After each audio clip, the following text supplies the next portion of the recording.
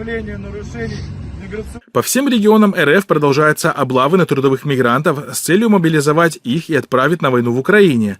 Наибольшую заинтересованность проводящие рейды силовики проявляют к мигрантам с двойным гражданством.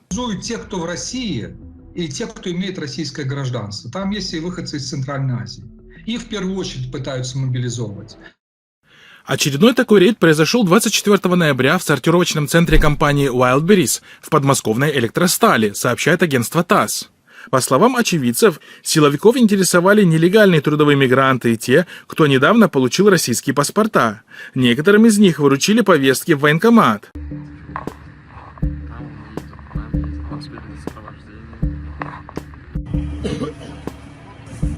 Общественные организации и правозащитники неоднократно отмечали, что из-за нехватки живой силы на фронте власти РФ прибегают к отправке на войну трудовых мигрантов, причем иногда в принудительном порядке, силой заставляя их подписать контракт с Минобороны РФ. Облавы проходят по местам проживания трудовых мигрантов, в мечетях, на стройках, складах, а также в общепитах, где обычно собираются мигранты.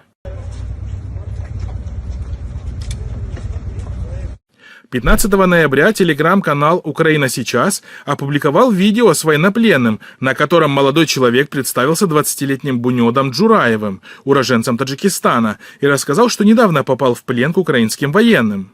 Молодой человек рассказал, что после окончания технического колледжа Владивостока он был призван в российскую армию и примерно через 4 месяца службы под давлением подписал контракт на участие в войне. Он говорит, что ему предлагали либо тюрьму, либо участие в российской спецоперации на Украине.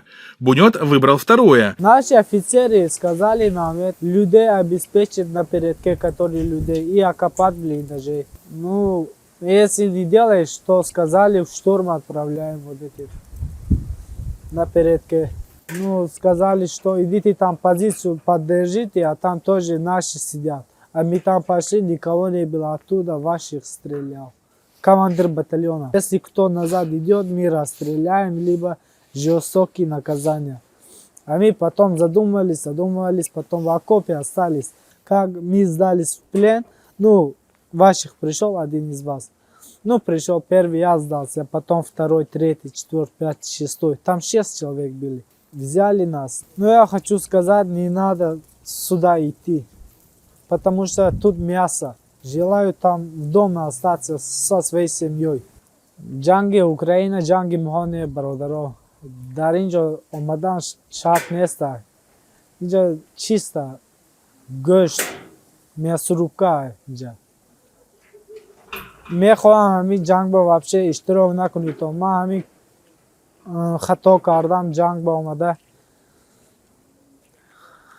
همین اشتباهی خودم رو میفهموندگی من نبیایید اینجا.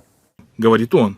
Никто не обладает точными цифрами о том, сколько выходцев из стран Центральной Азии были отправлены на войну в Украине. Однако министр внутренних дел Таджикистана Рамазон Рахимзада в августе этого года заявил, что около 100 отбывающих наказания в российских тюрьмах граждан Таджикистана были отправлены на войну.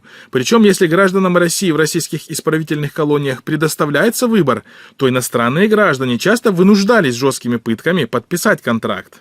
Именно по этой причине в октябре 2022 года произошел инцидент, когда 2 таджика на полигоне в Белгороде расстреляли 26 солдат и офицеров российской армии.